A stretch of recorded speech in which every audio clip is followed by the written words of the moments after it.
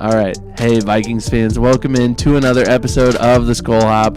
I'm Evan. And I'm Austin. We're just a couple of dudes from Iowa. We like drinking beer, talking about the Vikings. Yeah, we do. And we are graced yet again with friend of the show, Forrest, who is a Bears fan. Hey, thanks for having me on. Is it too soon to say bear down? Anyway. Hey, we had a lot of fun watching Austin and Evan taking some shots and being shot. Yeah, both of which were punishments that we had to endure.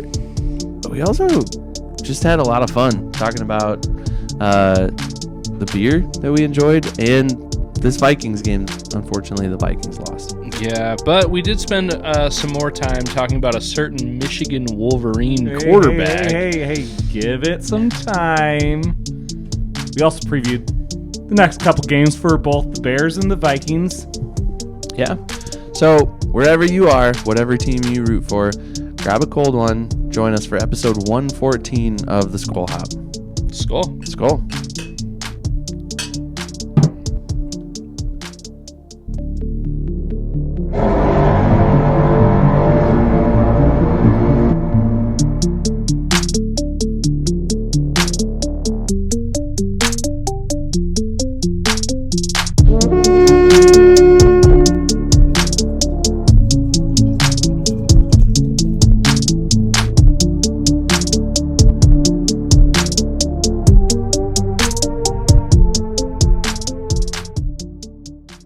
We want to say thank you to episode sponsor, That's Badass Wood Art, for sponsoring today's episode. If you can see our super awesome That's Badass Wood Art piece right in front of us here, if you're watching on YouTube or Spotify, you can see our own little skull piece here made out of wood. And you're interested in getting a piece like this of your own, you can go ahead and go to their website, that's badasswoodart.com. And if you use promo code SKOLHOP, SKOLHOP, all one word, you can get 10% off any and all orders on their website. And they would even do custom-made orders. I think we all have a mutual friend here that has reached out and asked about a custom order recently. So that's really interesting, and they have much more than just Viking stuff, much more than just sports stuff. It's really cool, and I have reached out. Okay. To potentially replace our Skol Hop logo behind Sweet. us here. So maybe sometime in the near future you can see that. But again, promo code Skol Hop, SKOLHOP, for 10% off. Thank you. That's Badass Wood Art. Yeah. And we'd be remiss if we didn't point out that we've got friend of the show, Forrest, here. Yeah. So, hey.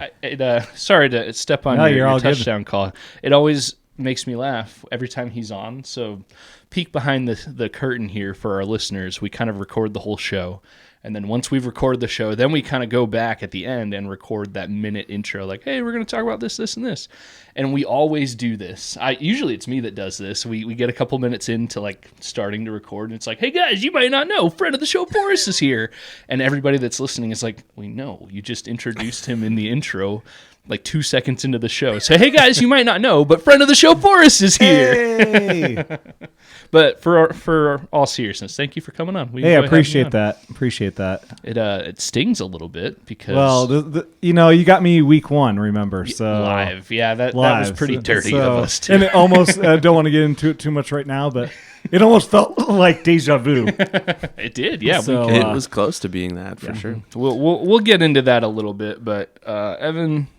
I think before we do the Wheel of Purple punishments, we made it wasn't a bet, but we made an agreement, we should say, at the beginning of the season, that if the Vikings lost to the Bears, we would do a particular thing. Yeah. And I think we need to do that particular thing. Okay. I think we need to do that first. Okay. And just get it out of the way. Forrest, are you going to join us? I don't think so. What? I thought you said you were going to join us. I've had this before. Oh, no. All right. I think this is all on you two. This is like a punishment. It definitely is. And with the Bears winning, I don't think I should take part in this punishment. All right. So for listeners, if you aren't watching, Evan right now on YouTube, Spotify is holding up a bottle of Forrest. What is it? This is called Malort. It's a Chicago staple. I think I'd rather have a staple in my head.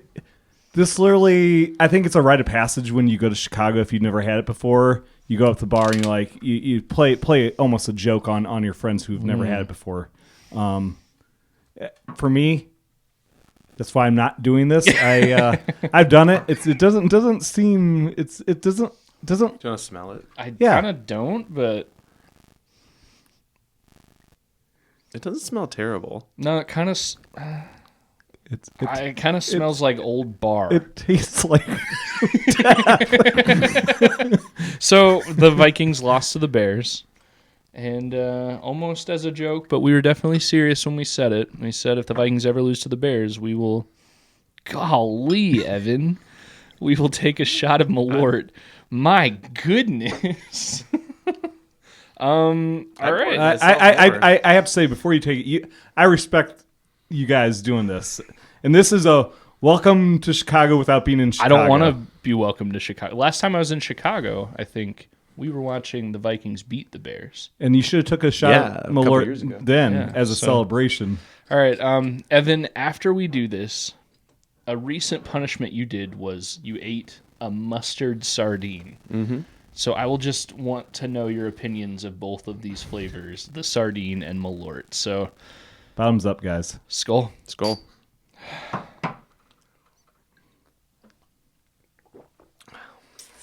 Oof. Yikes.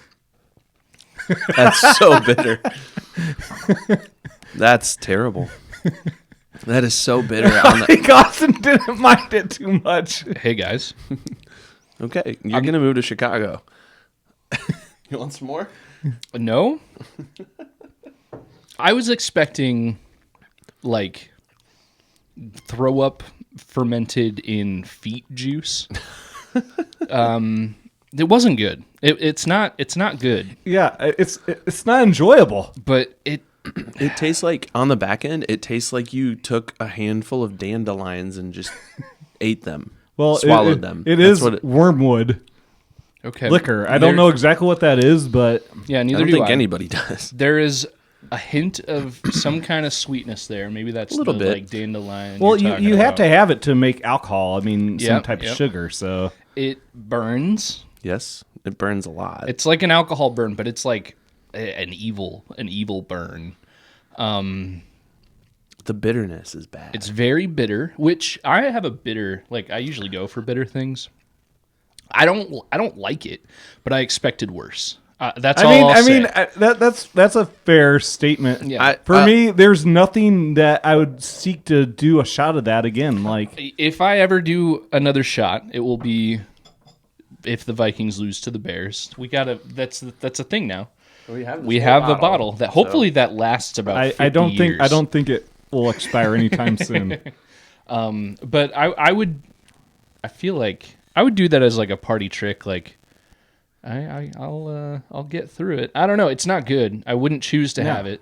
If somebody was like, it's a punishment type shot. Yeah. But if somebody was like, hey, I'll buy you a drink, but I got to pick it. And if they handed it to me and I asked like, oh, it's Malort, I'd still take it. So it's funny. So like when you're like in England and everything, the punishment shot is tequila over there. Like really? Yeah, that's the pun. So I was making a joke with one of my buddies who lives over there, and I was like, no, you got to try Malort. If you think tequila is a punishment, you've not seen anything yet. So all right, well, yeah, I mean, not good, but like I'm proud of you too for doing it though. Evan, it could have been worse. You gave a little bit of a thought, like you said, the dandelion thing. What are your thoughts about this?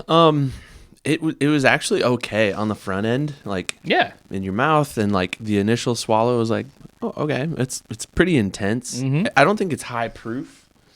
Forrest, I think you got to take a shot, man. No, I think you got to do it, man. I've done my Malort shot years ago. It's a 35%. Yeah, 70 proof. Yeah, so it's not high end. It's not super high, but it feels a lot higher than it is. Yeah, with the burn and the intensity of it.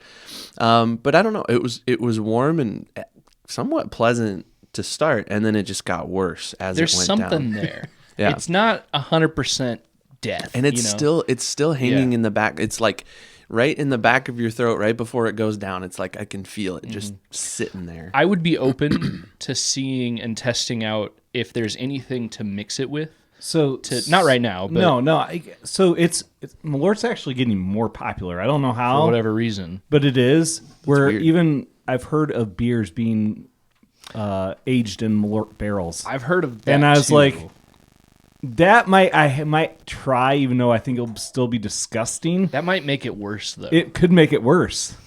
But I would try it. I'd probably try that, knowing what Malort is. But I wouldn't actively seek to. All right, you've had Malort. You've had a mustard sardine, Evan. Compare the flavors, and which would you want to have if you had to choose one? If I had to choose one, like one shot or one sardine, Like an equivalent,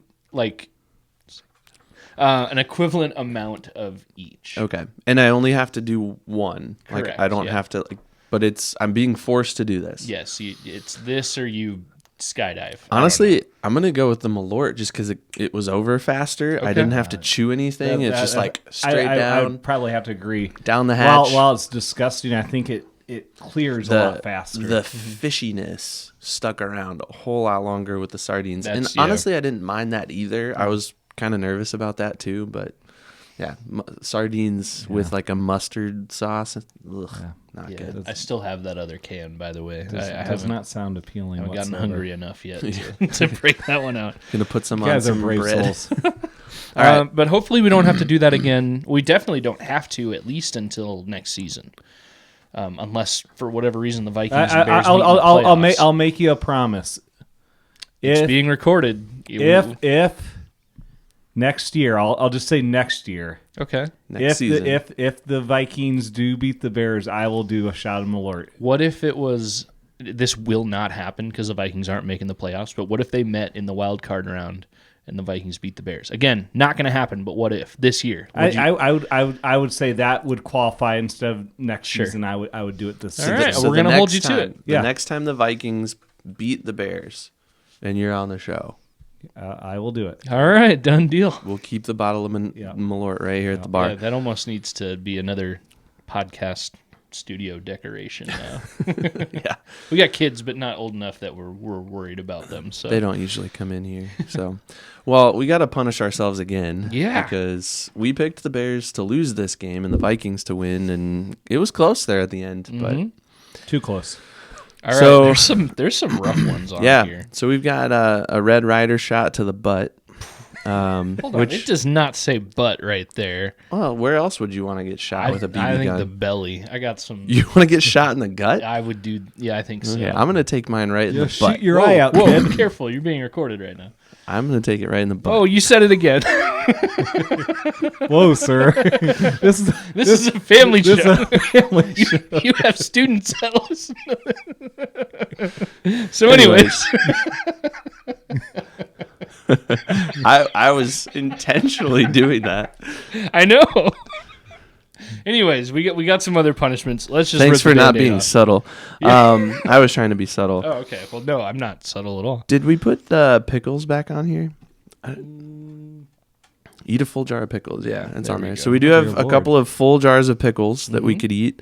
That's the one. Now, I'm when looking you forward do to one, the do you most. reload it with a different punishment, or you just keep it on? We usually just take Take it off. there? Okay. But Yep. Yeah. So there's a couple on here that have already been done. So if we land on them, we're gonna have to take them off, And or we'll we're gonna have figure to it out. spin again. and But some we'll have to get creative if it's something like we only have one Lions jersey, so. all right, We'll figure it out. we are gonna do it right now. Here we go. That is loud. We will be.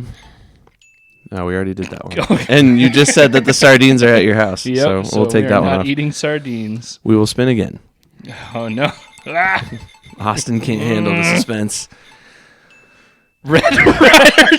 All right. You were just talking about it. All right, how are we doing this, Evan? We're going to leave the desk. Yeah, we need a location change. We're going to go out to the hall, and we'll let Forrest do the honors, I Is guess. Forrest going to do it? I've kind of been looking forward to shooting. I think you guys should shoot each other. Okay. You want us to shoot each other? Yeah. Okay. That's right. fine. Even though it'd be fun, I think Yeah. you guys deserve You can to shoot each you other. can film the whole That's thing. right. All right. I'll film it. This is a quick reminder. If you're only listening to the audio version, you can keep doing that if you want, but it's going to be way more entertaining to pull us up on YouTube whatever timestamp we are right now, check it out. You'll definitely have to post this. Yeah, oh yeah, this will be its own video too. But next time you see us, one of us will be shooting. Hold on, who's gonna go first? Should we like rock paper scissors for who shoots first? I think so. Let's do it just so that we have just best So out of one. Winner gets to shoot first. Correct. Loser has winner to decides. Winner decides. Okay. All right, Best of 1. 1, 2, 3, shoot. Okay.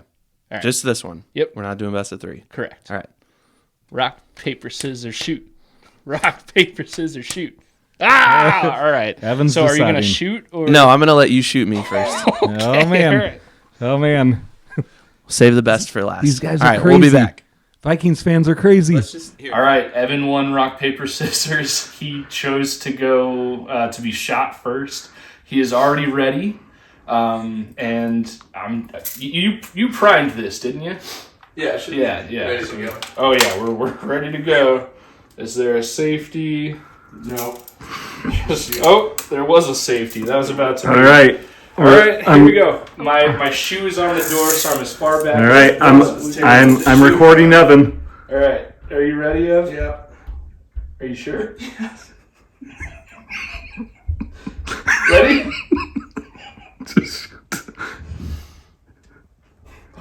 The safety. No. Come on. Come on. Okay. All right. Get over here. Are you ready?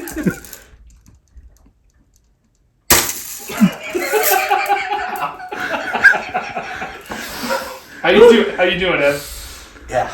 We'll walk that one. I want to see if we can. We'll be good. Once we record them, see if we can really slow mo to see the. Maybe. Because I couldn't see it until your reaction. I thought Forrest was going to say, "Oh, I missed it. We got to do it again." Oh, I could have done that. That would have been too mean. All right, get over there. All right. What do you recommend? Don't clinch. I'm gonna. Don't clinch. Do not. Decent aim. I'll get you right in the gut. Do not clinch. Oh, we're still recording. Okay. All right. All right. All right. Round 2. I'll record you first. Get you ready, and then. Austin wants to get shot right in the gut, so that's what we're going with. It's ready to go. Is he really wanting the gut? Safety on? Is he wanting the gut? Yeah. Oh, dude. All right. You You ready? want the butt. All right, here we go. Ready? 3.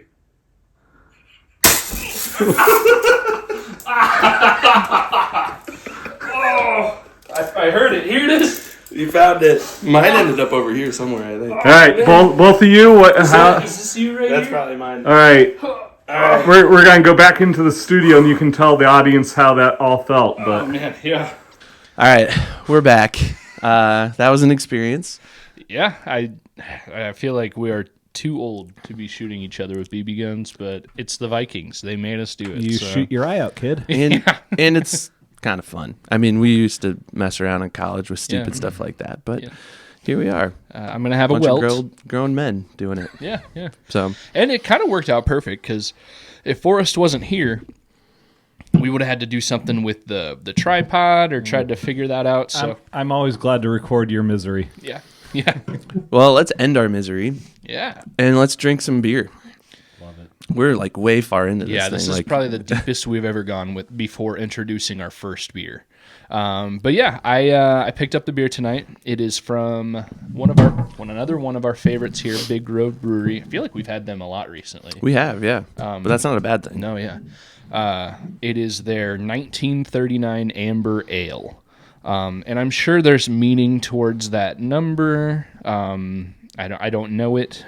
Big Grove, if you ever see this and have the opportunity, let us know. The only description says, "Our roots we will remain." It's a bright copper amber ale. The can looks really cool. We will maintain. Oh yeah, if I could read. I did just get shot, so and I have Malort flowing through my veins right now. So but yeah, have you guys, either of you, tried this before? Oh yeah, this I've is had a it good one. before. Really? Not on the show, but I've had it. Okay, Yep. this will be my first time. Good selection. I'm It's excited. an amber, so of course I've had it. Yeah, I didn't even think about that it's an amber, even though I just read that. But yeah, I'm excited. The can looks really cool, kind of vintage looking art from. Yeah, I think Big Grove. they've changed the can design because it wasn't as cool of a can as it is now. Yeah, it's pretty cool. The beer, definitely amber. It's not the darkest amber we've ever had, but Very amber. okay, well, Very amber. but Yeah, looks really good. Good head retention. I'm excited to try it. All right. Skol. Hell.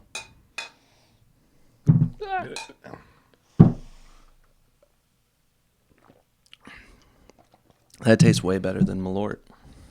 For sure. That got rid of the Malort flavor for me. So it did. This is delicious. Solid amber, really good flavor. I think the can says it's 5.6, which is 5.6. I feel like for ambers, it's like on the lower end. I'd say it's about right up. Okay. I'd say ambers are usually between 5 and 6. So yeah, I think it's right where it needs to be. Yeah, it tastes really good. I like it a lot. It has a nice caramel flavor to it. Agreed. And some malt, too. Mm-hmm. You probably have the most developed beer palate of us. Is there anything else that stands out to you about this one? Forrest? I get at the end almost like a floral hop flavor to it. Okay.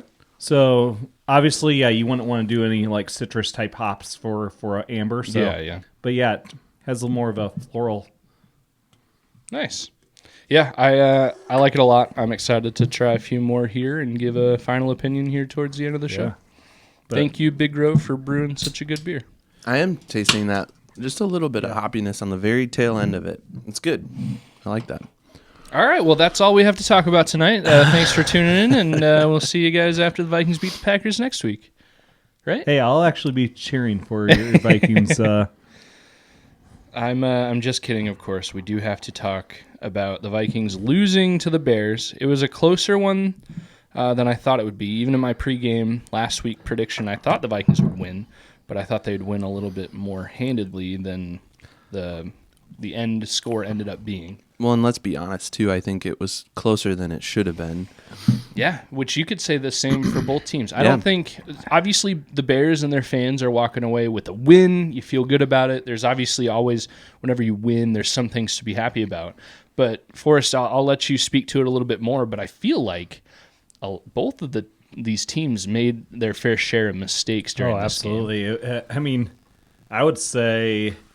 Yeah, the first half, Bears, could have gone up a lot more, capitalized, and then the second half, yeah, I mean, especially that fourth quarter, like I said in the beginning segment, it was almost like deja vu from game 1, week 1, where Bears had a good lead going in the fourth quarter, and you guys just came back and even took the lead. So, yeah, it was. Yeah, I think going in the fourth, wasn't it 16-3 for the Bears? It was. So, as much as, I kept saying to myself, oh, field goals are not going to do it, yeah, I still felt pretty good 16-3 going in the fourth quarter the way our defense was playing. So Absolutely. All right, so I guess we can just dive in. Roses and thorns. Evan, for the Vikings, what was your rose for this game? I think just the fact that they kept it close at the end despite a pretty shaky game all the way around. I know the criticism has already been swirling about J.J. McCarthy, and we can get into that later. My gosh, yeah. I think coaching, there's like Malort still stuck in the back of my throat. I'm having to clear it out. Sorry. I think the coaching was a little questionable too. And so all of that to say, to keep it as close as they did, to have a shot to come back. And I mean, they were up 17-16 with what? 50 seconds. 50 seconds left. Yep.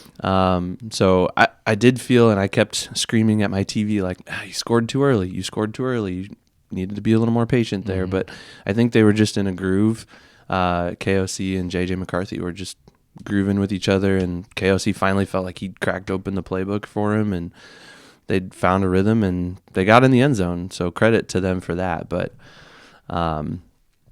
yeah, keeping it close at the end is my rose. There's really not much else that you can talk about positively from a Vikings fan standpoint. Yeah. It's interesting. You saying that kind of reminded me of a tweet that I read earlier from friend of the show, Dustin Baker.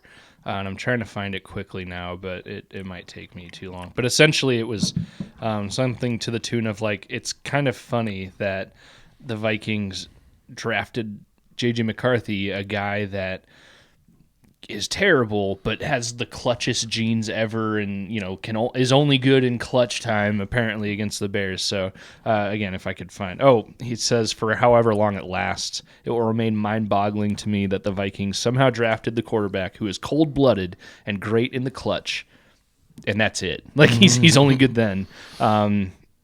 So far that's about all we've seen.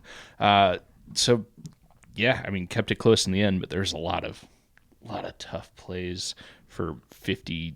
What did Chris Carter say? 59 minutes of the game. It was terrible. Yep. My Rose. I mean, when you're trying to find silver linings in a game like this, some players will break out, but I think Dallas Turner in this game, this is probably his best game as a pro. He's really been turning it up a lot lately, which is nice because we've been criticizing Kwesi for spending so much to get him, Dallas Turner for not producing, even though he has 2 All-Pros in front of him on the depth chart. But now that he's getting some run time, Dallas Turner is really starting to look good, and he learned from his lesson in the penalty he got in the sack against Lamar Jackson last week. In the sack he got against Caleb Williams this week, he didn't put his whole body weight on him. So that's always good. Forrest, from a Bears fan's perspective, right, there's a lot more roses from this game with a win, right? So I mean, there's definitely roses. I mean, if you were to ask me at this time of the season what I thought the Bears record would be, definitely wouldn't say 7-3. Definitely wouldn't say we're in lone first place in the heavily, what I'd say one of the tougher divisions in the NFL. But here we are. The Bears are finding ways to win. If it's, last year, I don't think we win any of these close games. But Ben Johnson's got believers out of this team, where they play the full 60. So I gotta. While they're giving me, many heart attacks and everything. Welcome to being a 2022 Minnesota Vikings fan. Yeah. I was reading an article where right now the Bears have 5, and I think did you guys have 8? I think in 2022 single game I think wins. They were 8-1. 1-score games. They were 8-1. Yeah, I think, in that's one-score what I games. said. Yeah. So we still got a few games to get to your level, but it's fun to watch. I mean, yes, it's intense, but it's fun to watch your team compete week in, week out. Really makes you feel alive. It does. I mean, we'll see what the Bears, in the next 2 weeks. They got Pittsburgh without Aaron Rodgers, it sounds like. Yeah, potentially. But then they got Philly on Black Friday after Thanksgiving. So it should be interesting what the next couple weeks bring. Yeah. Something interesting that I didn't realize until just now as we're talking about it. The Bears may be leading the NFC North, but they have a negative 6-point differential. Oh, yeah. That's interesting. But you got to think, a lot of that's week 2 against the True. Lions, where they just got blown out 52 to 21. For sure. And then you have a game against the Vikings where, yes, the Bears won. You can't take it away from them, but it was a 2-point win. Yes. Yep. So, yeah, there's a big difference there. Yeah. But it's just interesting. The two teams, the Lions are in 3rd place right now and have a plus 76-point differential. Isn't that crazy? And the Packers are ahead And of them. part of that in the is standings. the Bears game where they blew us out 52-21. Right. So That's But- true, yeah. The Lions, I think, are showing some signs of weakness, though. And I Losing think to the Eagles I think, some of the things that you said preseason about the Lions losing both of their coordinators to head coaching positions. I agree, but let's also say, I mean, Philly is Philly. I mean, Philly's a they're good team. good. Yeah. They're a good team. They made the Packers look silly the week before, and Have the Bears played Philly yet this year? no, we'll play them on Black you did. Friday. Yeah, you did mention that. Okay. So the Eagles have already beat the Packers and the Lions and the Vikings. So it was funny. I watched a meme. It was like, so the Bears and Eagles fans are beating up at each other's foes, in this, because we beat Dallas, the Giants, and the Commanders, and they've taken care of I saw that. I saw a tweet that had that in it. That was funny. Well, we should get to thorns. Yeah. I'll get to mine really quick, and then I want to hear yours. Mine's not great. Really, the most frustrating thing for me was all the dropped passes from these wide receivers. And we can be real and honest as Vikings fans that J.J. McCarthy was not accurate on Sunday. Yeah. That was, and I wondered if his hand that got injured would be a problem, and he was wearing some sort of bandage or something. Yeah, he had some tape or brace or something on his hand. Yeah. And even that whole arm, I don't know, I haven't paid enough attention to his wardrobe to know if this is true, but I recognized on the arm that he had the bandage on his hand, that was the only one he had a full arm sleeve, like a t-shirt sleeve. The other arm was like a, regular t-shirt, sleeve. So I don't know. For all we knew, he could have been like taped up like crazy all up and down his arm, or maybe not. But like, it's quite possible. But regardless of that, regardless of the injury that he sustained last week and his inaccuracy, there were balls that were put in the hands of these receivers. There were lots. And they just missed them. Mm-hmm. They just missed them. That Jordan Addison one early in the first half stands out to me as one of the most egregious because it would have been a potential touchdown. Yeah, or at least a big Or game. at least this huge, I don't even know how many yards it would have been, 40, 50-yard pass across the middle, and it just went right through his fingertips. Adam Thielen dropped one. That was an easy grab. TJ Hawkinson dropped one. That was an easy grab. I think Justin Jefferson even had a drop. I think he did. Which is rare for him. Mm-hmm. So that's a thorn in a lot of ways. Like, yep, you have a young quarterback. Yep, he's developing and growing and trying to figure out how to play the game at the pro level. And yeah, we can all admit that he was not accurate like you would want an NFL quarterback to be. But he still put some of those balls in the right position, and they couldn't bring them in, and that's frustrating. Yeah, which highlights, like you just said, the dropped passes or the passes where, it would have been a highlight reel catch for that first one to Addison, but it hit both of his hands. It wasn't quite accurate enough, but all those drops really highlight the inaccurate balls, the ones that Justin Jefferson doesn't even give his receivers a chance to catch, and both of those result in an incomplete pass, and they both, end drives or make things harder. So it's not looking great so far. So heading into my thorn, I know it's only been 5 starts, but we're a year and a half into his career, and J.J. McCarthy is taking a while to develop. I'm not jumping off the train yet. I have lost a ton of confidence in him, but I'm not one of the guys that's like, cut him or bench him because Rosemer's got to be better. Like, no, this is what you get when you draft a rookie quarterback and you commit to developing him. It's not all gumdrops and rainbows. Yeah. I mean, Caleb Williams, he didn't look amazing against the Vikings, but they still won, and he still had some really good throws and good plays. But he's obviously showing signs of developing.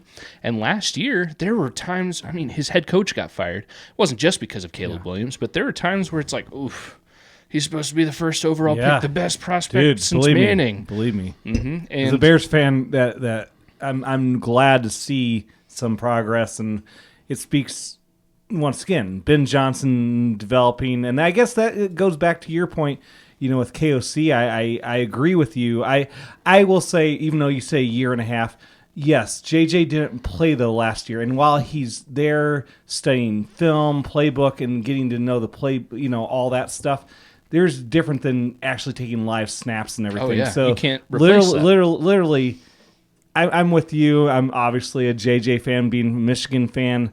Give the guy a little more time. You saw what he can do, leading his team down and getting the lead. Yes, it wasn't perfect, but he kept his team in it, and when it mattered, drove the team down, potentially for a game-winning, score for almost the second time against the Bears this season. They left too much time on the clock, but JJ, he walked off that field and very well could have not touched the field again, and the Vikings could have won. And I guess that here's my ask is, if the Vikings were to hold on, would you be as critical of JJ? Yeah. There's the silver lining of like, I know, at least but at the same time, the only thing left in your mind is, well, he didn't do great, but man, did he come back in the fourth quarter and lead the team, and he got a victory. So it leaves a different mental state. Mm-hmm. While you can be, he still needs to improve. I don't think you're looking as, he's just blew the whole game, type I think thing. I think our tone would be different. Absolutely. Obviously, if the Vikings won, our tone would be like, oh yeah, the Vikings won. Whereas, we're sitting here like, they lost again, and the Vikings are on the outside looking in right now for the playoff picture. Yeah, I don't see the playoffs happening. There's very little hope that the Vikings make the playoffs. They have to basically win out at this point to even have a shot in this super tough division. Yeah. But to reference specifically the end of the game scenario, I think I said I would come back to this. This is me coming back to it.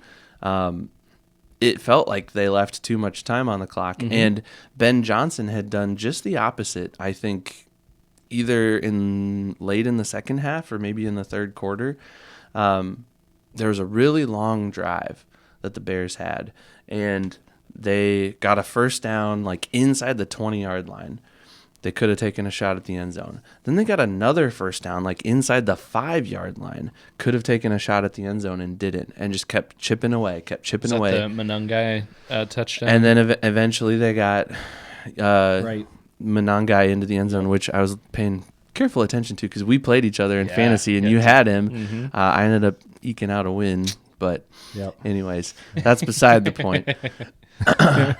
That shot that you fired at me probably came with a little bit more intentionality. I think, go ahead. I think coaching is a big deal here, and I think if Kevin O'Connell had just a fraction of more patience at the end of the game there in that scenario, not leaving so much time on the clock, then really the only opportunity that the Bears have would have been that, like, if everything else remains the same, that kickoff return that was big for the Bears at the end of the game might have been it, and they may not have had as much time to get the ball even closer for Santos to kick the game winner.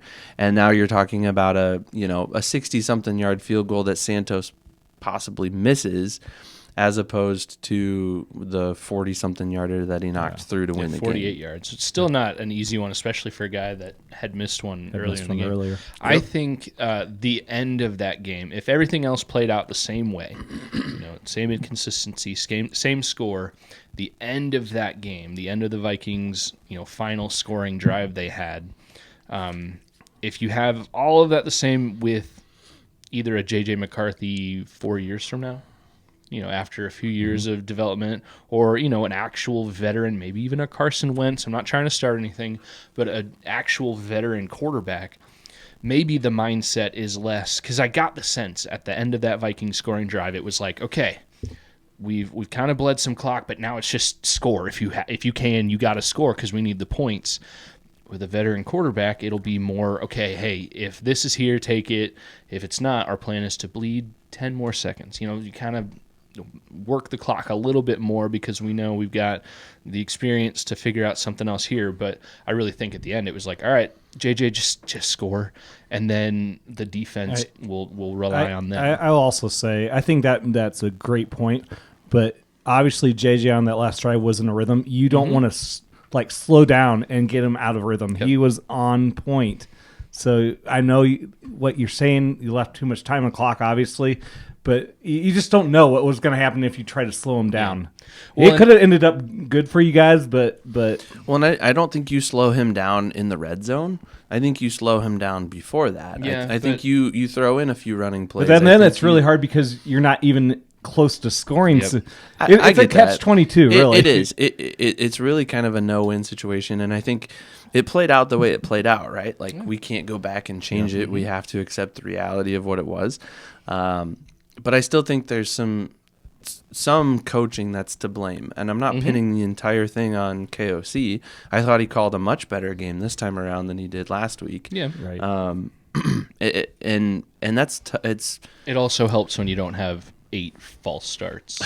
Yeah, they only had 1. The Vikings had very few penalties, and the other thing I'm noticing looking at the box score is J.J. McCarthy didn't take a sack. Yeah, it's one of the first games he's never taken a sack. So that means this offensive line really kind of bought in and just said, okay, we're gonna protect this kid, and for the most part they did. I mean, he was pressured quite a bit. There was one throw I know he made and hit like the helmet of one of his guys as he was trying to get over. Mm-hmm. And that was on him stepping up, or I don't know. I'm not a quarterback. I want to get to Forrest's thorn before we forget about it. Thorn for the Bears. Thorn for the Bears. Oh, man. I have to say, and I think every Bears fan will say it, red zone efficiency. And it showed again in this game. It's shown all these close games the Bears are winning. They're settling for too many field goals, and while they're making those field goals, man, if you gotta put it in the end zone, and then we don't have as many of these close games, hopefully. So yeah, I was kind of surprised with the way the Bears ended that game out. Not that we have to sit in the final minute of this game the whole podcast, but when the Bears got that, unfortunate for the Vikings, big kickoff return to start off the bat, they were pushing field goal range right after the kickoff return. And then they kind of bled clock, which, that's what you do. Yeah. But I was surprised they didn't try a little harder to make that an easier field goal for their kicker. I agree. For me, and I don't want to question Ben Johnson, and Swift had a great game, but man, I wish they'd feed Monangai a little bit more on the rock, because that dude, the one game he was a starter with Swift out, he had 180 some yards of rushing. But Swift had 90 rushing Swift yards. had a great game, and so I'm not trying to take away. I think they just need to give Monangai a few more snaps, because the dude can have that ability to get easy, 5 yards per carry. Yeah, but he also, Monangai did account for. He was tackled for loss. A few of those were like tossbacks, though. It wasn't like straight handoffs. I think the play call, because on that one scoring touchdown that we did have, is Monangai from like the 4-yard line just plowed, and it almost went untouched, basically. Yeah. But yeah, you're right. The Bears, if they had been more efficient in the red zone, if those 4 field goals would have been touchdowns, a blowout. We canceled the podcast this week. It is a terrible. We each drink a bottle. Yeah, I was gonna say you might have to take more than a shot of Malort. But it all goes down. I think the Vikings and the Bears, at least for yesterday, were fairly well matched up. I would say both games, to be honest with you. Yeah. They both obviously made mistakes in both games, but they came down to it. The games were close on each instance. So. Well, and they say every year, there's not a giant difference between a winning record in the NFL and a terribly losing record in the NFL. That's true. You sometimes get teams like the one year the Lions went completely winless. It's you guys are you're not a couple of plays away. Yeah. But I feel like the Vikings really, and even like the Bears last year, really, if one or two plays each game go a little bit different, maybe you have 3 or 4 more wins. I agree. It's one of those years for the Vikings, and it's frustrating to live in. I agree. I'm passing out more beer. Should we do game balls? Yeah, we'll do game balls. I'll just go first. The Vikings, I think, Evan, I can see who you chose to. I think we just chose statistically the highest performers on the offense and defense. Pretty much. I'll go with Aaron Jones. I don't have the stats right in front of me, but I think he had close to 100 yards. He didn't get quite to exactly 100 yards. Excuse me. I'm burping here. The running game is improving for the Vikings, though. I got it right here. He had 70 yards. Okay, which, 4.4 per carry. Jordan Mason actually had a better average at 7.5 per carry. That longer touchdown run, too. But the touchdown run helped with that for sure.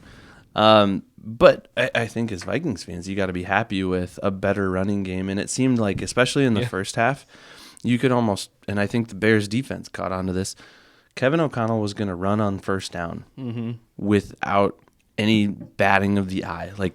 I think he got so much flack last week for not running the ball late in the game and giving up on the run and blah, blah, blah, whatever the narrative was. So he's like, all right, I'm going to run on first down. I found myself talking to the TV all right, it's going to be a run. Yep. It's going to be a run. That's what it's going to be.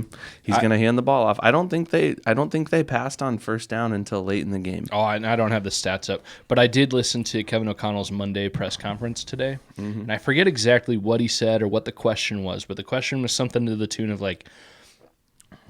we noticed you were more balanced in your play calling this week or something like that. The question was alluding to that, and his answer was very professional and very nice, but almost like like if you could translate it, it was basically him saying like, well, I got enough flack for not running the ball last week, so we're lucky to be more balanced this week, and I think you guys could see that I was trying to run it, and it ended up working. So good for you guys, as you mentioned. It, again, wasn't that sarcastic, but it was kind of how it felt when he answered that question. And he definitely knew, like, people are talking. Through the professionalism and through the, like, sugarcoating it, you can sense when somebody's frustrated like that. And, you know, when you're under the microscope, as you are as an NFL head coach, like you've got to be able to deal with that. You got to be able to, and like sometimes I've seen other coaches do this. Like Bill Belichick was notorious for this. Like you just stand pat. Like that's what I did. Yeah.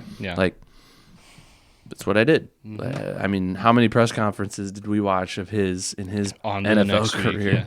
Yeah. And it was just like, what else do you want to know? That's what I did.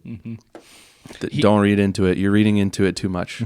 I mean, he would borderline say, like, shut up to these reporters. KOC also got his fair share of questions about J.J. McCarthy today. And one of them was like, what did you see in his footwork? And basically, KOC's answer was like, well, again, kind of not this direct, but it was he made it harder on himself on a lot of plays with his footwork than he should have, and I think you saw that. But we do see, like, when he drops back and he does get the opportunity to have good footwork, then we do see good things. So he kind of turned it into the bones are there. We see the work ethic, we see the toughness, I think the drive to be good. I think things just need to slow down just a smidge for JJ, and I think it'll click a little bit more. But interestingly enough, when the game sped up at the end of the game, when it was this I don't think they were necessarily in a no huddle, but they were moving more quickly. They had this sense of urgency about them, and that's when he seemed to click. So I think there's got to be this balance with JJ. It's not this like, okay, let me like totally just, break down the play for you in your helmet so that you can then translate that to the guys in the huddle, and then we're going to take everything down to 0.5 seconds on the play clock. Like it wasn't that, right? And I don't know. I think there's a balance with JJ. I think it's just development. We are witnessing and experiencing the frustrations of what will hopefully be a good quarterback who is currently developing. And I know me personally, I kind of thought like, okay, 2024, Darnold's holding it down for this year, and shoot, JJ, he's spending the whole time in the classroom and he's figuring it out, and he'll be ready to go. Let's think about this though, honestly, like all of that draft class. I mean, so Caleb Williams obviously had his hiccups last year. Not all his fault with the terrible O-line. You look at a guy like Drake May, because that's who everyone's saying, oh, man, we should have had Drake May if we even traded. The Patriots weren't trading. They weren't great last year, and part of that's probably coaching, but this year he's doing wonders. So I've told you before, Drake May is having the season that we wanted JJ to have this year. I mean, so then Michael Penix. Hurt, but he's throwing. He's good, but he's not blowing anyone's mind. And now he might be done this year. Bo Nix is up and down, and obviously made the playoffs last year. He's got a great defense, though. With the Denver Broncos, and Sean Payton is a great QB, or butthole eyes. Yeah. So, I'm just saying, you look at. And then the Jaden Daniels, obviously injured. Had an incredible rookie year. But people started tuning in with him this year, so he's, even when he was healthy, while still very good, not near as effective as he was last year. Yeah. So I'm just saying, this is JJ's first true year. So give once again development. I'm with you. It sucks in the moment. It does. And then you get people who genuinely don't know anything about football, but they've been a quote-unquote fan for 60 years, and the first say, get rid of JJ and fire everybody, and Quasey and Chaos, get them all gone. That's such an idiotic thing to say right now. It sucks because you're watching a quarterback develop. He's hopefully going to get better. And I'll tell you what, we could cherry pick a lot of plays already from 5 games where it's like, ooh, that throw was nasty in the best way. Absolutely. The bones are there. And it's not like this. It's not Jamarcus Russell where they give him a playbook DVD and they're like, all right, watch this. And they know he didn't watch it because it's blank. Yeah, JJ is putting in the work. He's putting in the work. So. Vikings fans, it's going to suck. It's going to suck for a minute. And, then he'll get better. We'll start to win things, and you'll start to think, hopefully we're sitting in a spot where Bills fans are right now. Josh Allen didn't look great the first couple of years. I saw a statistic. Mm-hmm. They're very similar, JJ and Josh Allen's statistics. Now, they're totally two different quarterbacks. But I think completion percentage after their first 5 games, touchdowns, interceptions, they're very close. And, once again, I you hate to compare because they're two different quarterbacks. But just know, I mean, I bet you Bills fans were feeling that same aggravation. Mm-hmm. And now look at him. Yeah. I just think Vikings fans were jaded. All football fans are jaded. But we are because we're thinking Christian Ponder. We're thinking... Oh, crap, we had Teddy Bridgewater, who looked decent in one preseason game. Before that, not so great. And then, boom, his knee ceased to exist. Yep. We're thinking, Kirk Cousins, who is always fine, but never great. We're thinking all these quarterbacks that we've been spurned by, and we see J.J. McCarthy throw a comedic overthrow to the sideline for Justin Jefferson, and a Bears player, catches it. And we see that, and it's like, I could do better than that. He's terrible. We're just jaded, and myself included. If my wife were right here, she'd be saying, you said he was terrible yesterday. We just need to give him 5 games is not enough, and we need to write off the idea that he was getting better behind the scenes last year. It just didn't happen. Yep. I think it's fair to say any football fan, doesn't matter what team you cheer for, oh man, we get emotional. We are invested, especially if you are if you're like us, when we got a weekly podcast where we sit here and talk about our team. You watch those games with a lot of investment, and so it's like when you watch those overthrows, you're just like, oh my gosh, right? And you're throwing your head back and you're frustrated and you're mad. And then 30 seconds later, you get this big completion over the middle to TJ Hawkinson, and you're like, yeah, we're gonna win this game. Let's go. The roller coaster is real. It's a cruel sport sometimes. The roller coaster for the Vikings this year, though, is very real. It just seems like we're on this dramatic up and down. We beat the Bengals greatly. It was awesome. Oh, yeah. What a great game. Domination. And then we got dominated a couple weeks before that by the Falcons on primetime. And it was like, seriously, the Falcons? Yeah. What are we doing? So guys, we've done this. I'm sorry to cut you off here. Every topic we have written down, we talk for 3 words about it, and then J.J. McCarthy for a minute or 10 minutes. So easy. My game ball, as you may remember from 25 minutes ago, Aaron Jones. Evan, who's your game ball? My game ball will go to Blake Cashman.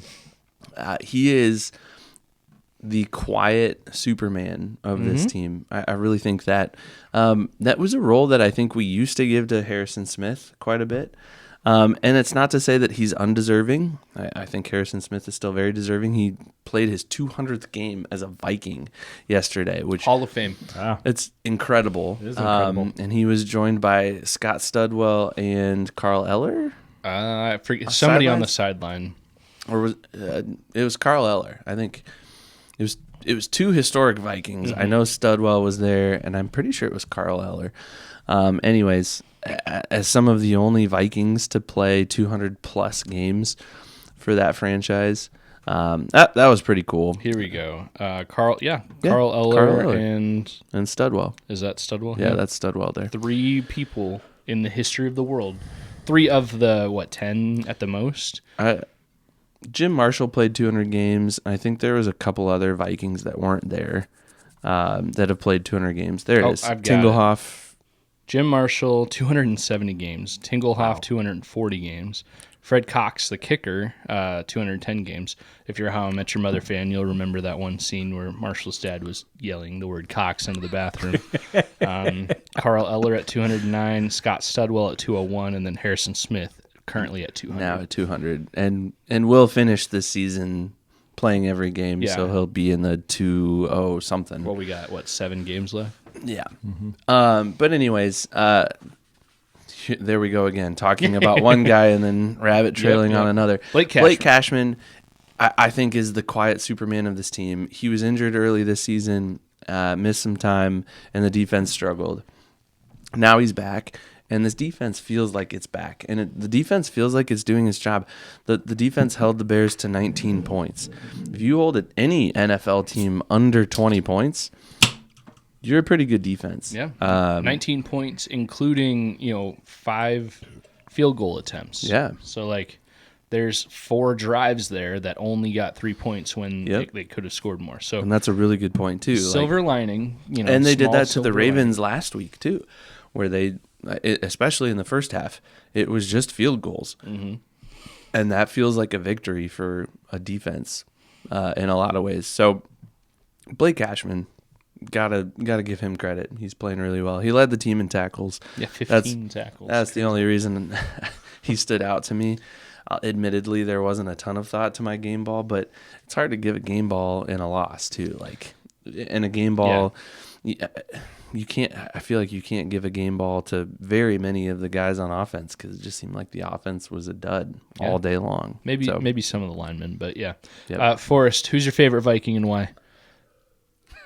Is that who you want me to give my game ball to? Because I guess it kind of makes sense to give a game ball to a guy that threw in 2 interceptions. Yeah, that's true. I was going to say your favorite Viking might I would not be a jerk because I love JJ, even though he's a Viking. Yeah. Bears game ball. I got to go Santos. Sure, yeah. I mean, even though Duvernay, had that explosive set up the final drive, but 4 out of 5 had the majority of the points. Got to go with Santos. Yeah. What was not to highlight the only, bad thing he did, but what was the length of the miss? I wanted to say it was like an upper 45 or so. Yeah, okay. So it's not like he missed a 20-yard kick. And the game winner, 48-yard kick with the pressure of being, hey, if you miss this, you're down. It's not going in overtime. You miss this and you're done. You lost. And so, yeah, that's not easy to do. Especially with, up until today, Jake Moody was right there waiting for him to miss one kick. That's right.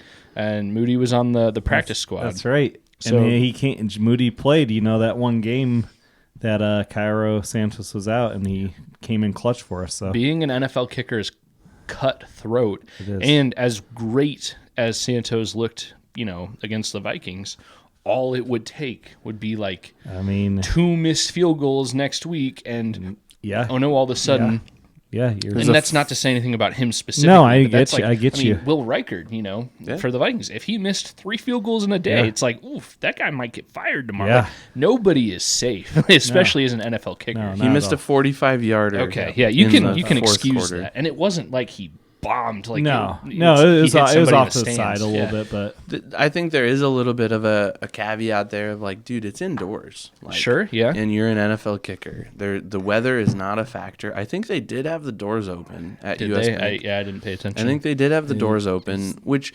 that's not going to affect much, if anything, at all. I've heard at US Bank it can. I wouldn't doubt that it can. I wouldn't doubt that it can, but I mean, everything has to be just right. The wind has to be coming from the right direction, and the doors, of course, have to be open. But I don't know. I get the impression that if you're kicking indoors in the NFL and you miss one from 50 or less, yeah, that's got to be tough. It's kind of come on, man. Especially if it wasn't the holder's fault or the snapper's fault. I'd say, I think every once in a while you're excused. Obviously, nobody's going to be perfect. But to your point, yes, with no weather contending, you should be nailing especially this year with the K balls being that's also juiced up a little bit, whatever they're doing. Basically, it's like BYOB, and you bring your own ball. Like, but hey, everybody's playing by the same rules. So that's true. Everyone's playing by the same rules, so it's no advantage to one team or the other. So fun fact, I didn't listen, or I didn't watch the game with sound on, because I feel like if I had heard that, the announcers probably would have said at some point, like, yeah, the doors are open, so there's a little bit of a breeze. I was actually watching the game on my phone in a movie theater. You were with the rest of my family. You texted me. Did your wife roll her eyes at you? She gave me the idea. So it was my wife's birthday yesterday.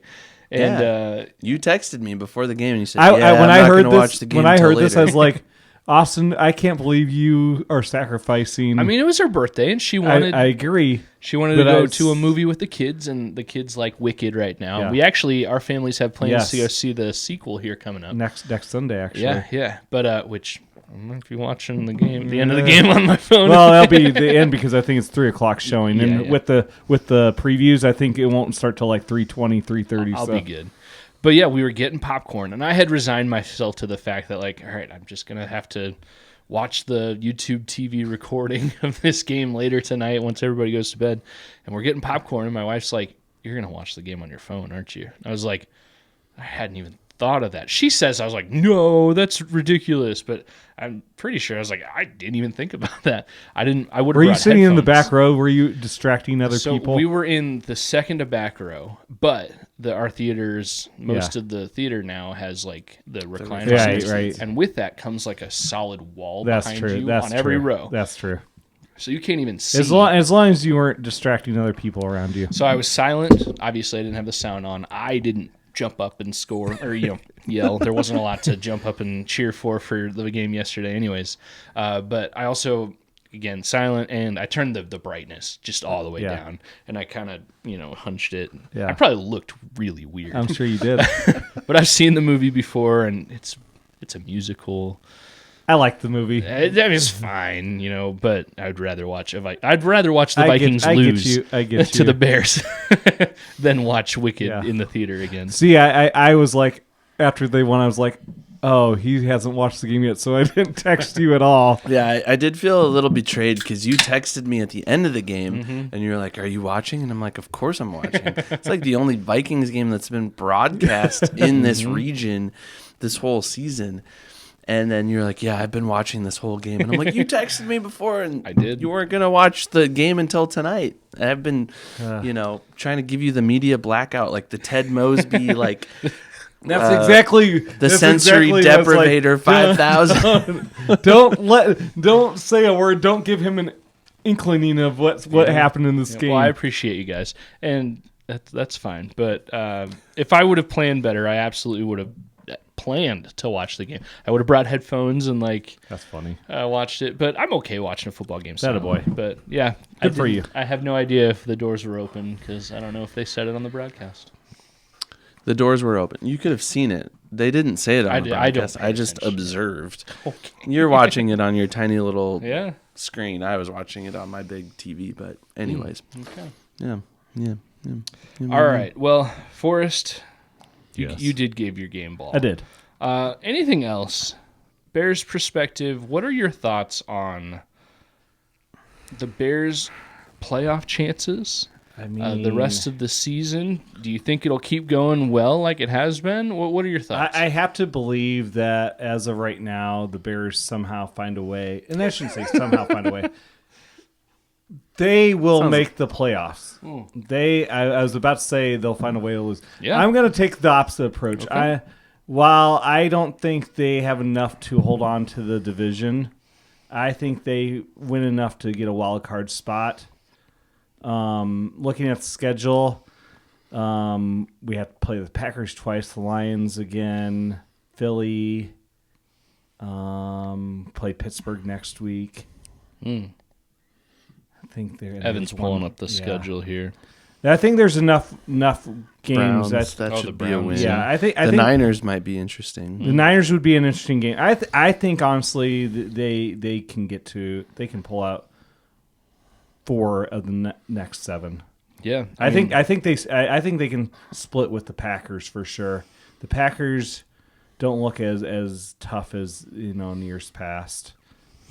Their offense definitely is not up to par from years past. So. And Jordan Love keeps getting hurt and leaving the game. Yeah. How much did he miss of the game? He didn't miss much, I don't think. I didn't really watch that or pay attention to it hardly at all. But it's not the first time this season that he's missed time in the middle of a game. Yeah, I mean, I just have to believe the Bears will continue to get better. Everything indicates that they will. So I have a follow-up question to that. Mm-hmm. Not Bears related, not Vikings related, really. Who's the last team standing in the NFC North when it's all said and done?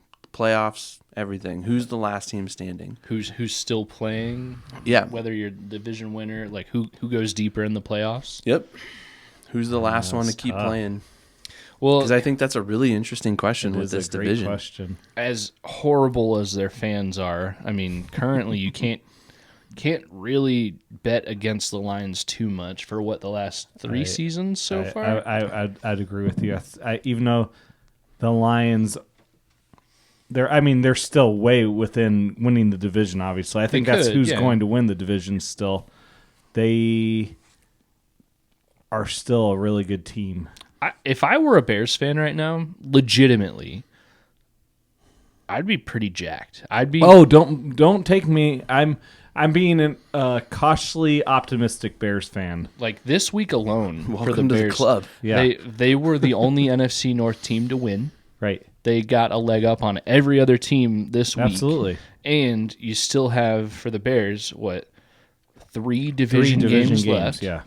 You should beat the Browns easily. They've been showing well enough. Yeah, I would think, looking at the schedule, I think we win next week. It's at home against the Steelers without Aaron Rodgers. Mm-hmm. I can't see us winning at Philly, but then it's at Packers. So maybe a couple losses in the Browns. Then we host the Packers. So yeah, I honestly, it may come down to that last week versus the Lions to see who wins the division. I don't know. And the Vikings have been there a couple of times recently. Very interesting. Mm-hmm. I just know the Lions. I mean, they lost against Philly, and Jared Goff probably had his worst game of his career, I'd say. And they still were almost able to at least try to win the game. Mm-hmm. They still have a lot on offense and defense star power. So, yep. Yeah. If I have to answer the question, I'll say right now, the Lions, even though their fans are the worst humans on the face of the entire planet. No, it's got to be Philadelphia Eagles fans, the Eagles dude. are pretty bad. Nah, they might be tied, but the Lions are the worst. And I realize there are terrorists out there in this world, and Lions fans are the worst. So, did you give me a definitive answer? I'm going with, even though I'm a Bears fan, I'm going with Detroit, just knowing their roster and their experience in the playoffs. I think the Lions are the last NFC North. Although you could argue, too, the Lions are starting. I think one of you said it earlier in reference to something I've said, all offseason. Evan, I think you said this. The Lions are starting to show a little bit more how much they're missing that coaching experience. And I think they're injured, I would only honestly, I'd just say offense. The defense, they haven't missed a beat, I don't think. Yeah, their that's true. DC this year is just as good as Aaron Glenn. Yeah, and they've gotten back Aiden Hutchinson of Michigan fans. I don't think they're missing the DC, but Ben Johnson was a great OC. Obviously, he's turned the Bears around. I think that's what they're missing. Their head coach Campbell had to take over the play calling after the Vikings loss. Mm-hmm. I mean, so and I don't want to undersell defensive coordinators or defensive players for that matter, but I do think there's a pretty big difference between playing defense and coaching defense in the NFL versus playing defense and or coaching offense in the NFL. I think offense is a much more complicated world, and that's coming from a guy that made it to 8th grade football and quit.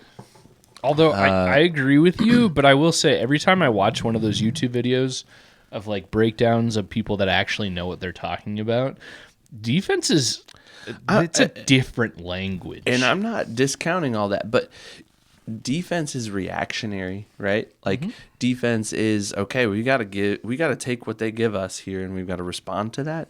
And offense is more of the chess match of like, okay, this is what they're going to show us, so this is what we're going to show them, but we're going to show them this so that they do this, and then we're going to do this instead, right? There's so many more layers to offense, I feel like.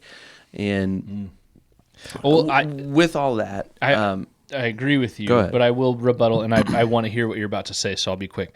I'll agree with you on that, but I think defense, where they get more mental, more showing you, playing the chess pieces of the defense, that all happens before the snap. Oh, for sure. There's people moving around, and they're showing a certain type, and then what do they say about Flores? Like, they'll show heavy blitz, and then like one person blitzes, they'll back out. Yeah. But anyways, keep going. What were you about to say? All of that to say, I think the sneaky team in the NFC North right now, unfortunately, is the Packers. Yeah. And I hate saying it, and it tastes really bad coming out of my mouth.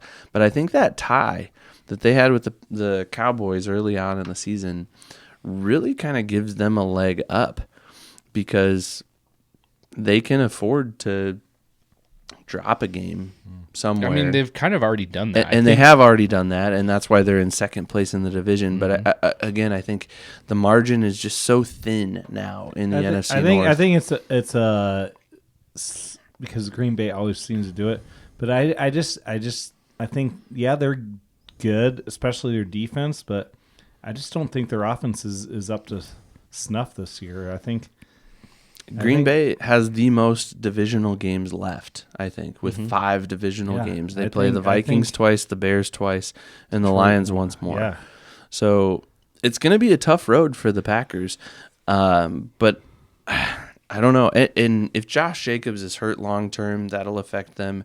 If Jordan Love is hurt beyond, whatever he sustained the other day, that'll affect them too.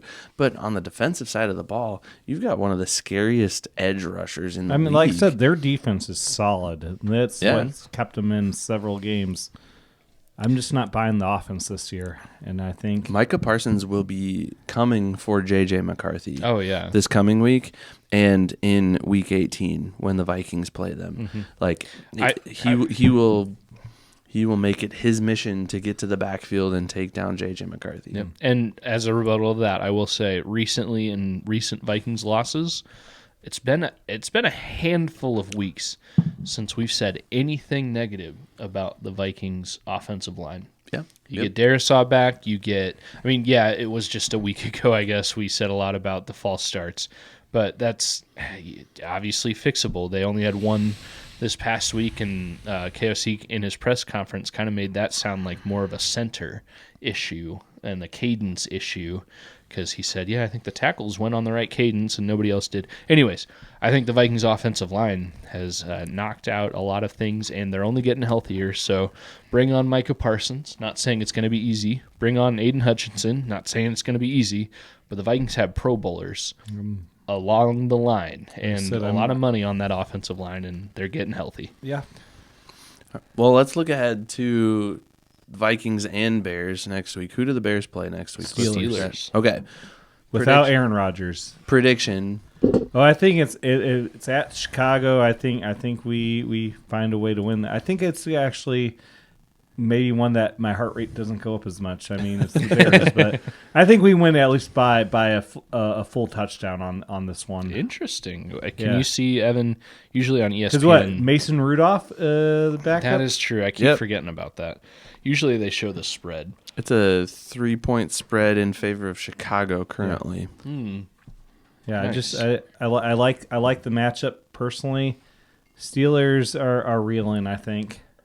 So, I mean, if Rodgers really is out, you can almost guarantee. Like, Rodgers is good for at least 7 points on his own. Like, as far as the way the game plays out. It doesn't matter what jersey. Rodgers always plays Chicago tough. And the Vikings too. Yeah. Yep. He beat the Vikings this year. So, yeah. So you're did you say? Are you predicting? I'm thinking the Bears win. I'm giving the full touchdown on this. All right. Do you have a score or thoughts on that, or I'm giving 20. I'll give 28-20. Okay. 28-20. Okay. All right, Ev. The Vikings travel to Green Bay.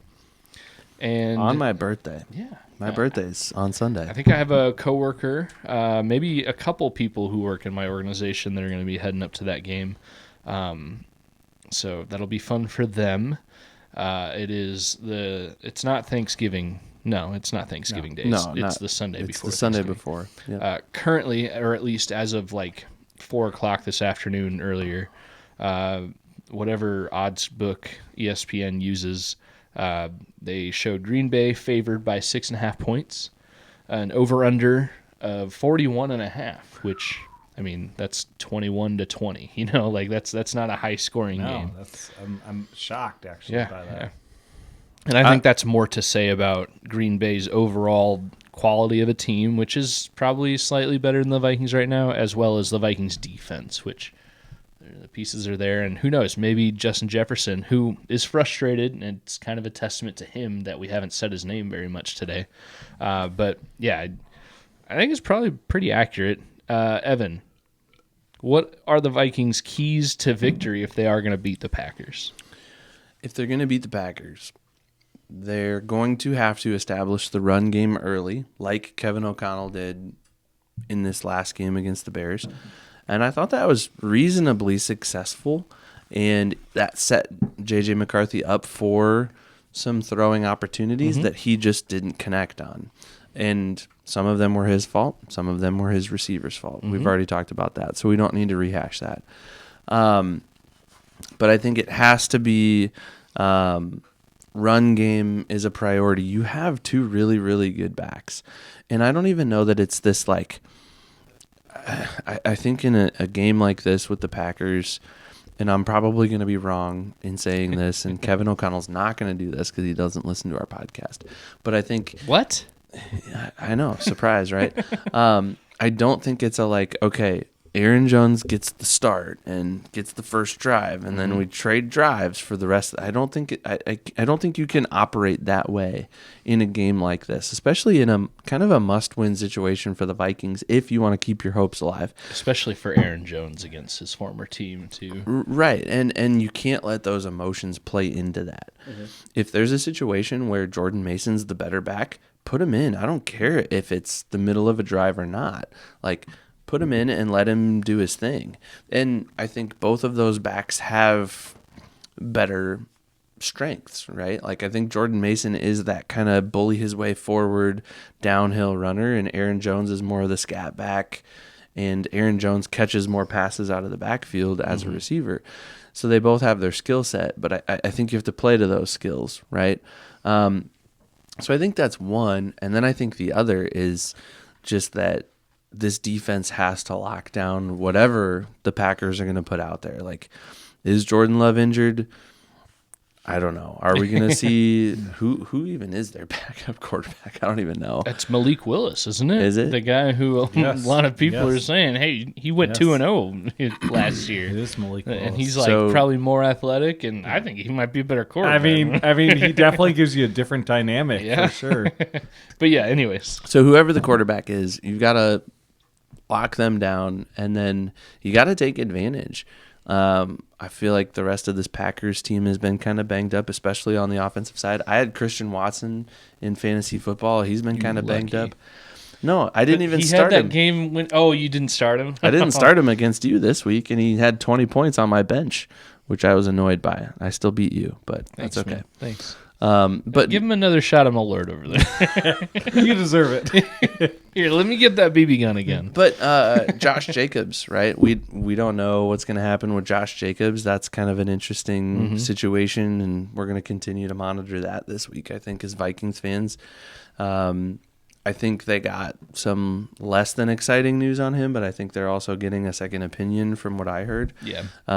So it could be a situation where he's either, not playing at all or getting limited snaps.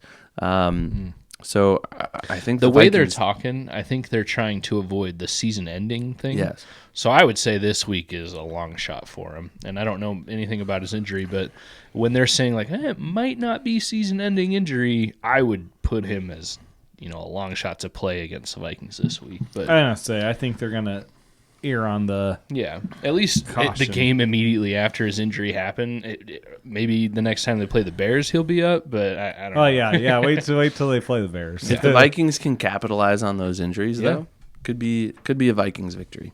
All right. So do you have a game prediction? I know everything you said was a key to the Vikings winning, but that doesn't necessarily mean that you think they're going to win. Or do you want me to give my key to victory and then we can both say? No, I'll give my score prediction. And Forrest, I want you to give an opinion on the Vikings-Packers game as well. You go for it, though. All right. So I turned 35 on Sunday. Jeez. I'm an old man here. Speak for yourself. Forrest, are you willing to share? I'm just son of a. I'm. Yeah, you're a little bit older. little north of 40. Oh, I was going to give you a little north of 35. You look fantastic for thank that. you. Yeah. Well, anyways, I'm gonna be 35. That's true. That's accurate. Dude, you I can can't verify remember that. what I was doing at 35. We were still hanging out then. We were. Sorry. I don't want to do this. I don't like doing this. You're not a Like moron. getting older, you don't like doing this? I don't or? like that either. Oh, getting older is great. My back hurts right yeah, now. but I can't wait until the day I can just turn the hearing aid Oh, on. yeah, that would be nice. Like, so sorry, I didn't hear you. It's dead. I got to charge the battery. Yeah, what? And you pointed out the over-under at 41.5. I don't think this game is as close as 21-20. It's not. I think it's a 35-7 Packers win. Wow. I thought you were a true fan. Well, I thought you were a real fan. wait a minute. All right, Wait a minute. Hold on. Wait a minute. Hold Did on. you see his score prediction? I haven't given my key to victory. 7? Yeah. My keys to victory. Did you see his score prediction? Holy It's cow. not much better than mine. Yeah, jeez. Holy Man, cow. did the Bears put you both in like a downward spiral or what? No, I'll tell you who put us in a downward spiral. And he used to wear that M on his chest. Won a national championship. Yeah. How many passes did he complete He in that only game? lost one game as a starter at Michigan. Yeah, how many passes did he complete as a Michigan? Anyways, now we're not going to do this again for every segment of the show where we derail and just talk about J.J. McCarthy. But you're going to talk about J.J. McCarthy. Okay, so I've got one written down key to victory, but I've got a couple here. I said earlier I watched the press conference, the Monday press conference KOC gave today. I think J.J. McCarthy even gave one too, but I didn't want to lose my YouTube account, so I didn't watch that one. But KOC was asked a lot of questions, mostly about J.J. McCarthy, some about the rest of the team, but one pretty good one about turnovers and how the Vikings, I think they are bottom of the league right now. They might not be 32nd, but they're very bottom of the league in turnovers.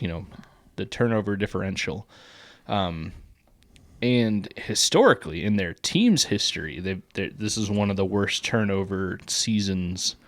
Their differentials of Vikings history, and somebody asked, like, what do you do about that? So, Kevin O'Connell basically was saying, like, well, we had a few good opportunities for turnovers. We'd have one where a ball would be tipped and it would hit the grass, and there'd be a Viking within a step or two of that ball.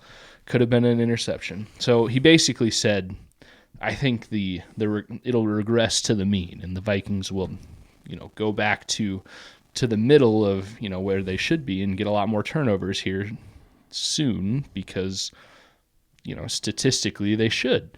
But that's one of mine, is they need to win the turnover battle, not just tie it. They need to win it, and that goes true for every game for the rest of the season. Just get freaking turnovers. We talked about the Bengals game earlier in this episode where they dominated the Bengals. Well, what do you know? They had, 4 turnovers? 5 turnovers in that game? 4, I think. And they might not have had one really since. I think they've had a couple since, but not many.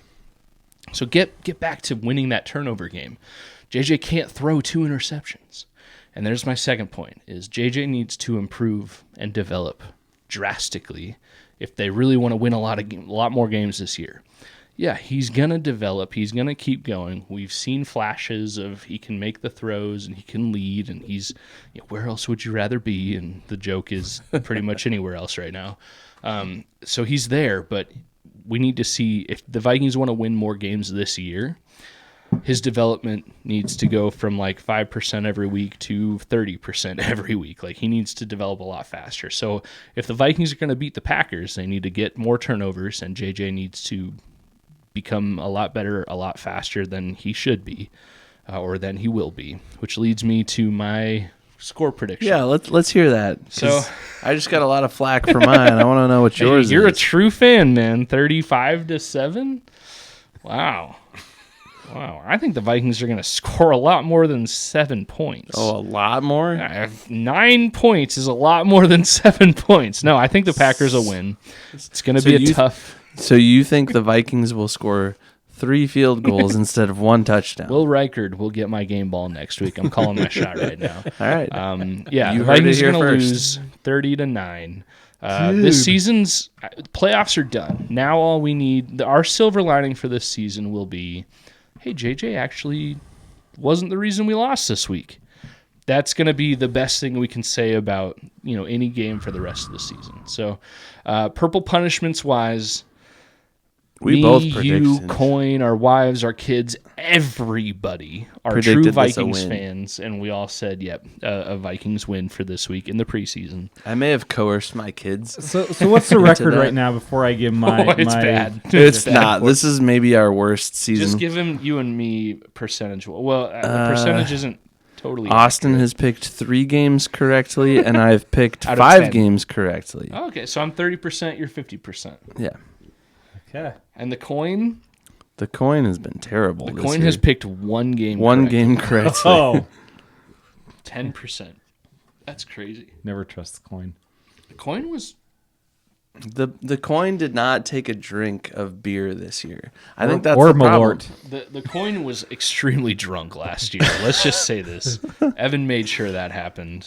I think that was episode 53. The Coin did pretty well last year. 65%. Correct. It was correct through week 7, which is crazy. It was crazy. Which it predicted the first 5 wins and then the first loss to the Lions after the bye. Yeah, it was pretty good. Forrest, but anyways, yeah. As a Bears fan, yep. But a real ball knower. I will absolutely say that. I don't know if that sounds good. A ball knower. You know ball, man. You know your stuff. Football. Vikings, Packers this week in Lambeau. Packers are favored by 6.5.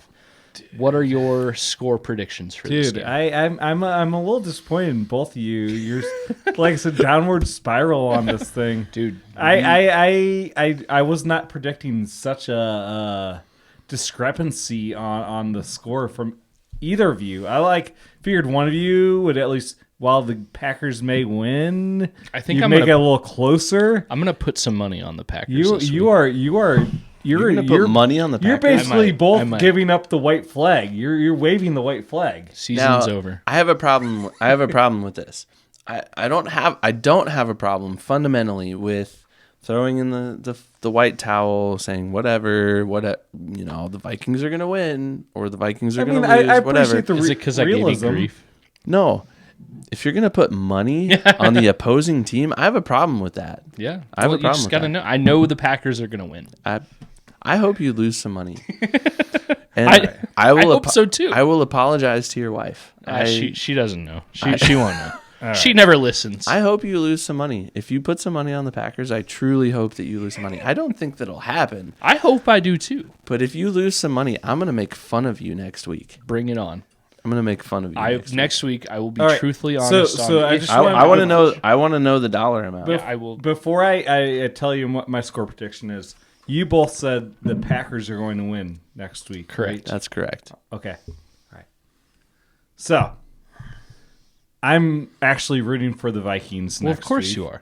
I mean, it's self-serving for the Bears. Yeah. Plus, I just hate the Packers that much. Packers are the worst. So everybody hates the Packers. And the Lions fans are the worst. But okay, we'll disagree. But either way, I actually think Minnesota takes a step forward on this one. They showed that they can be a tough team like the Lions. I mean, it's like you guys have short-term memory. We're like, well, I guess we're 2.5, 3 weeks away, but you guys beat the Lions. We're all saying the Lions are a good team. Yeah. So why are we thinking the Packers are going to just destroy you guys? I'm not sure. Because the Vikings just lost to the Bears. So that's why. The first place Bears. Yeah. And to be fair, and to your point, we did say a little bit ago, and I said specifically, the Packers are struggling and injuries are starting to hit the Packers. I'll admit that for sure. And I might say this out of self-serving purposes because I'm rooting for the Vikings. Thank you. I think the Vikings turn this thing around. Their defense continues like this. They just come alive. The O-line continues to make strides. I think Vikings win 24-23. Wow. In Lambeau. Right. Wow. So by less points than they lost to the Bears. They lost to the Bears by 2 points. I think they're going to beat the Packers by 1. I think 24-23. When's the last time the Vikings won at Lambeau? Can you look that up really quick? Probably. I feel like recently the Vikings I feel like it has been fairly recently, but I would like to know for sure. When have the Vikings won in Lambeau? I think I found a website that might tell us here. 2024. This is a Packers site here. So the Vikings swept the Packers in 2024. Okay, so they did win last year at Lambeau. Okay. 27-25 in December. So it was last September. September 29th, 2024 was the last time the Vikings won in Green Bay. It was coincidentally the last time they played them in Green Bay. Other than that, they lost the appearance previously in October of 2023. The Green Bay Packers beat them in Lambeau, but then no, they won. Oh, well, yeah, the Vikings won. So this is a Packers site. Yeah, so man, when it says L, the Packers lost. So I think the Vikings, and then they won again in 2022 in Lambeau. The Vikings have a good streak heading into Lambeau. 2021 in Lambeau. All I'm saying is, I think the Vikings get together this coming week. I still don't like it. So 2019 is the last time. Well, there's nothing to like. 2019 lost in Lambeau. 2019 is the last time the Vikings lost at Lambeau. That's crazy. I think the streak ends. Oh, wait. Nope, I'm wrong. 2022, Green Bay won. Okay. That was recently. That was the Kirk Cousins game. That was when he tore his Achilles in Lambeau. No, that was later in the season. That was the last game of the Vikings season when they were still. I think that was the Jaron Hall game. So the Vikings won the Achilles game. But the Achilles game was at Green Bay. The Achilles game was at Green Bay. Yeah, and prove me wrong. Okay, yep. So that was. I hate that this is a Packers. Why is this focusing on the Packers? I don't know. I'm just going off the information you're giving me here. I'm going to be more Vikings friendly. I'm going to go 24-23. Vikings are going to pull this one out. If the Vikings pull it out, obviously we'll be jazzed. We'll be pumped. If they pull it out, I want a special mention on this podcast. Absolutely. We'll give you your roses here. You will be my rose if the Vikings. Oh man. Yeah. Yeah, but I do know for a fact Kirk Cousins tore his Achilles in Green Bay, and they won. Yeah, the Vikings won that game. I thought they lost that game, but maybe you're right. I don't know. My memory's not great with that sort of thing. So, anyways, I feel like the Vikings still, despite all of this stat searching and stuff, the Vikings have played fairly well in Lambeau as of late. So that might be a little bit of an edge for the Vikings, but I don't think it's much because the Vikings haven't proven to have much of an edge at all this season. Yeah. Oh, yeah.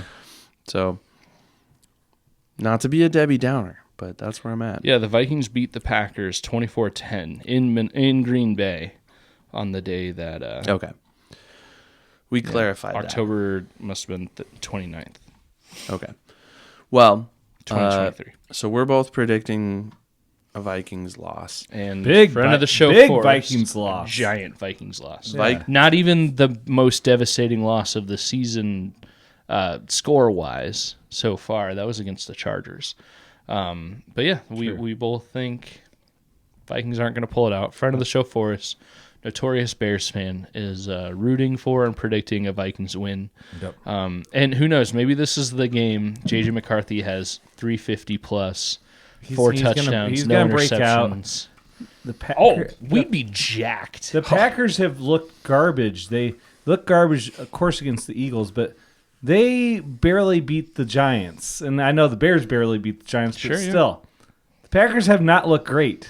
Yeah. The Bears also had Jackson Dart on the other side for most of the game. That's true. Where the Packers played Jameis Winston. So, just saying. All right, before we close this out, Ivan, we need to close this out. But so go ahead. I do have one thing I just saw on Twitter. Case Keenum, former Vikings quarterback, former almost every other team quarterback, current Bears quarterback. Third, is he QB3? He's third. Yeah, which is fine. Badgen is QB2. Obviously, 2017 for the Vikings, he had that magical year that culminated ultimately in a loss, a score-like loss that we just predicted against the Packers here to the Eagles in the NFC Championship game. But before that, to get to that game, Case Keenum threw the Minneapolis Miracle to Stephon Diggs, sideline touchdown, end zone, whatever Joe Buck said. I just saw a tweet from Case Keenum this was tonight, November 17th, and it's a picture of Case and I assume his wife and young son, who looks to be, less than 2017. And his tweet says, "Awesome day back in Minnesota. Since it was my son's first time at the Viking Stadium, of course we had to show him videos of his dad throwing the miracle. ... His reaction, quote, 'Can we watch videos of mom playing pickleball now?' So this kid watches the greatest moment in Vikings history." And it's like, all right, I don't even watch football anymore. Show me mom playing pickleball. That's hilarious, but it is a good picture. Give him a couple years. Yeah. And yet here we are. That play is part of our intro video, and probably will forever be because it's the greatest play in our franchise history. And this kid doesn't care. Yeah, we should have. Forrest, I love you, but if we had had the opportunity to have Case Keenum on the show today, I think we would have taken that. Oh, for sure. I think you would have. We still would have had you. I say that as if we might have have took a shot of Malort. Oh, maybe. I hope Case Keenum, come on the show, and we will offer you a shot of Malort, and we'll send you a bottle if you're not live in Evan's basement here. I think being a Chicago football player, he probably gets lots of offers for maybe. bottles of Malort. I will say this. I still hope to this day and for the rest of his life, Case Keenum in Minnesota will never have to pay for another drink ever. He gave Vikings fans our favorite moment. That's the highlight of Vikings fandom. Does that same thing apply to Stephon Diggs? For the miracle, sure. I'm just asking. I'm asking. To an extent. I'd buy him a drink. One. A drink. One. Wow, a shot of Malort. You selfish, you selfish little. He's half the tandem right there. That's such a double standard. Diggs left Minnesota a lot angrier than Case Keenum did. All right. Did we hit all the marks? I think we hit all the Forrest? Forrest, we did. Thank you for coming on the show. Hey, I appreciate it. Thank you for keeping the invite, even though the Bears did beat the Vikings. I appreciate it. I love hanging out with you guys. Yeah, you're always a delight to have on the show. You're one of our closest friends, and yes, you're a Bears fan, but sports are sports. They're supposed to be fun. Yeah. My daughter said she got some grief from a classmate today at school because they know, they're a Bears fan and they know she's a Vikings fan. And I told her, hey, you know what? When your team loses, it's okay. I told my daughter yesterday, do not text Matt on this because that would be an unkind thing to do. But plus, and I said, plus, Uncle Austin does not know the score of the Vikings-Bears game before I knew that you were actually watching the game. That's hilarious. But it was a good chance to tell my child, like, hey, sports are fun, And you know what? We get to have fun with it, and we don't just shove it in people's faces when our team wins. And if people do it to us, you know what? They didn't win. Like the person yelling at us saying, "Woohoo!" They weren't on the field. So absolutely. And I brought you up. I was like, hey, one of my closest friends is Uncle Forrest, and if we do not like the same teams, and if we were mean to each other about it, we wouldn't be good friends anymore. So thank you for coming on. I really appreciate it. Evan, any last words before we start to close this out? No, make sure you like and subscribe, though. Yeah. Because we would appreciate that. And try this beer, 1939 from Big Grove. 1939. Super good. Great beer. If you're a beer lover, solid beer. Yeah, we have, I can tell all three of us are trying to like save the last sip or two before the intro here. If you want to keep the conversation going, you can find us on all the social medias, Facebook, Instagram, Twitter, YouTube, Spotify, wherever you are. Give us a follow, like, subscribe. Give us a comment on what you like about us, what you don't like about us. Leave us, if you do like us, give us a review. Yeah, I think that's about it. This was such a fun episode. Terrible game, except for if you're Forrest, then you enjoyed it. But fun episode. Sorry, all you Vikings fans. But and I'll say it now. Come on every single time the Vikings and Bears play, and then even draft time too. So, all right, cool. Thanks, Forrest. Skol. Skol. Yeah.